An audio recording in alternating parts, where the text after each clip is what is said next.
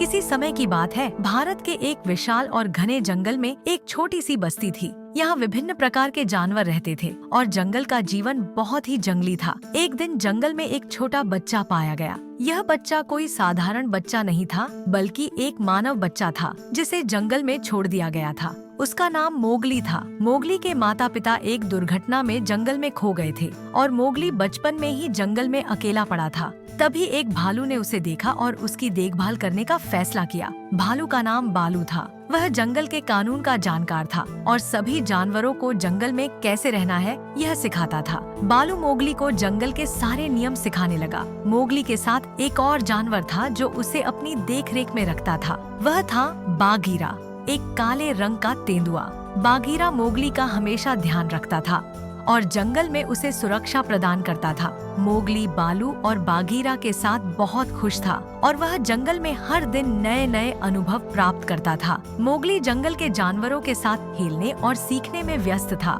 उसे जंगल के सभी जानवरों के बारे में बहुत कुछ पता चलने लगा था। वह भालू के साथ नाचता और गाता था और बाघीरा के साथ जंगल में दौड़ता था। लेकिन मोगली के जीवन में एक बड़ा खतरा छिपा हुआ था। शेर खान, एक खतरनाक बाघ जो मनुष्यों से नफरत करता था। शेर खान जंगल का सबसे बड़ा और सबसे खतरनाक बाघ था।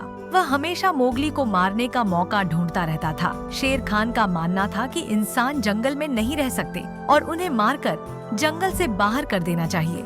बाघीरा और बालू ने मोगली को समझाया कि अब उसे जंगल से बाहर जाना चाहिए क्योंकि शेर खान उसे नुकसान पहुंचा सकता है। मोगली को यह बात समझ में आई, लेकिन वह जंगल को छोड़ने के लिए तैयार नहीं था। वह अपने परिवार और दोस्तों के साथ खुश था और उसे जंगल को छोड़ना मुश्किल लग रहा था। अंत में बाघीरा और बालू ने मोगली को समझाया और उसे मानव बस्ती में ले जाने का फैसला किया ताकि वह शेर खान से सुरक्षित रह सके। बालू और बाघीरा मोगली को जंगल के माध्यम से बस्ती तक ले गए। रास्ते में उन्होंने बहुत सारी कठिनाइयों का सामना किया, लेकिन मोगली अपने दोस्तों के साथ सब कुछ सहन करने को तैयार था। जंगल में एक दिन मोगली को बंदरों का एक समूह मिला। ये बंदर उसे अपने राजा के पास ले गए। बंदरों के राजा ने मोगली से कहा कि वह जंगल का शासक बने, लेकिन मोगली को जंगल में रहने के सभी जानवरों की मदद और सुरक्षा चाहिए थी। इसलिए उसने बंदरों से भागने की योजना बनाई।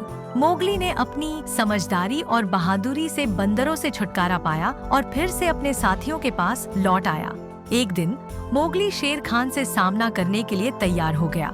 उसने अपनी पूरी समझदारी और जंगल के जानवरों से सीखी हुई बातें काम में ली। मोगली ने शेर खान को चुनौती दी। शेर खान ने मोगली पर हमला करने की कोशिश की, लेकिन मोगली ने उसे फंसाने के लिए अपनी चाल चल दी। मोगली ने शेर खान को ऐसे फंसाया कि वह जंगल में ही गिर पड़ा और उसे पकड़ लिया गया। मोगली की बहादुरी और समझदारी से शेर खान को जंगल से बाहर कर दिया गया।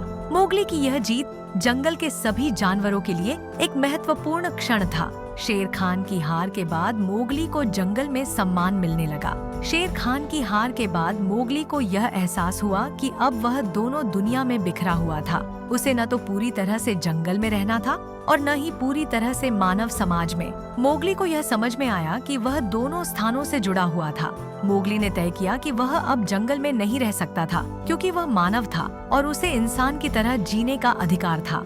मोगली ने फैसला किया कि वह मानव बस्ती में जाएगा और वहाँ के लोगों से जुड़कर उनका हिस्सा बनेगा। मोगली ने मानव बस्ती में जाकर नई जिंदगी शुरू की।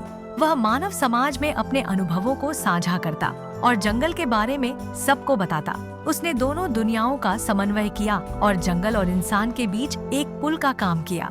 यह कहानी हमें यह सिखाती है कि मनुष्य और प्रकृति के बीच संतुलन बनाए रखना बहुत जरूरी है।